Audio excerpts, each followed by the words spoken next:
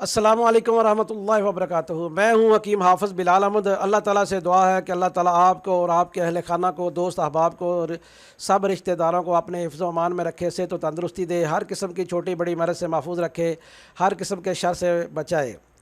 दोस्तों, पहले हमने हकीम शफ़ीक साहब रहमतुल्लाह अलैह का एक नुस्खा सफ़ूफ़ मुराद के नाम से आपको बताया। फिर मुकव्वी रहम, मुआइने हमल और मुकव्वी सैलान के लिए एक नुस्खा आपसे शेयर किया। आज औलाद नरीना के लिए हकीम शफ़ीक साहब का अता करदा नुस्खा आपसे शेयर कर रहे हैं।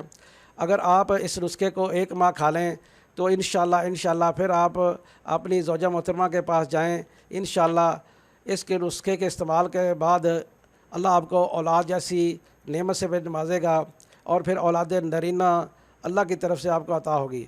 ये नुस्खा बारहा का आजमाया हुआ है और हमने बेशुमार मरीज़ों को भी दिया है। इस नुस्खे के खाने से यकीनन अल्लाह ताला औलाद नरीना अता फरमाता है। ये नुस्खा 4 चीज़ों पर मुश्तमिल है।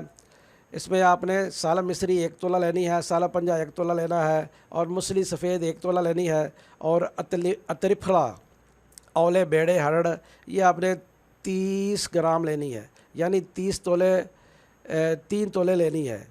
साल मिस्री 1 तोला, साल पंजा 1 तोला, मूसली सफ़ेद 1 तोला और अतरिफला वो आपने 3 तोले लेना है। इन सब चीज़ों को अच्छी तरह कूट लें, छान लें, बारीक बना कर लें, सफ़ूफ बना लें और फिर 3 ग्राम से 5 ग्राम रोज़ाना सुबह और शाम खाली पेट आप इस्तेमाल करें।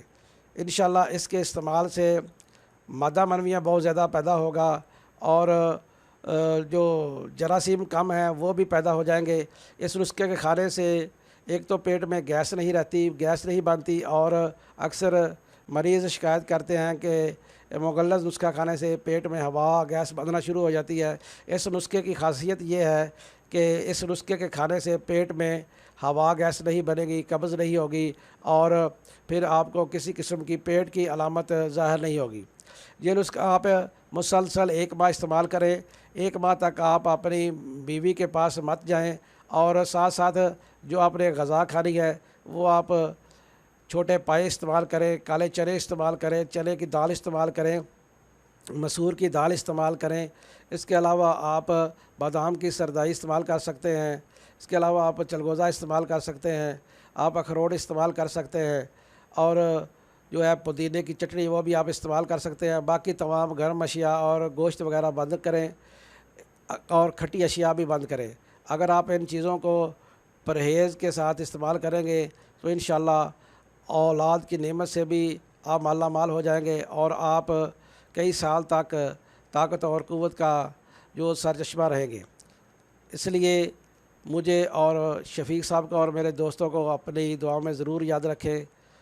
अल्लाह ताला आपको सेहत व तंदरुस्ती अता फ़रमाए और औलाद की नेमत से माला माल करे और औलाद नरीना अता फ़रमाए। अस्सलामु अलैकुम वरहमतुल्लाहि वबरकातुहू। अगर कोई नुस्खा ये ना बना सकता हो तो वो हमसे बनवाया भी मंगवा सकता है, क्योंकि जब तक चीज़ें असली ना हों तो फिर वो काम नहीं करती।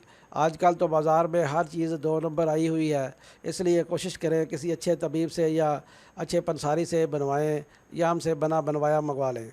अस्सलामु अलैकुम वरहमतुल्लाहि वबरकातुहू।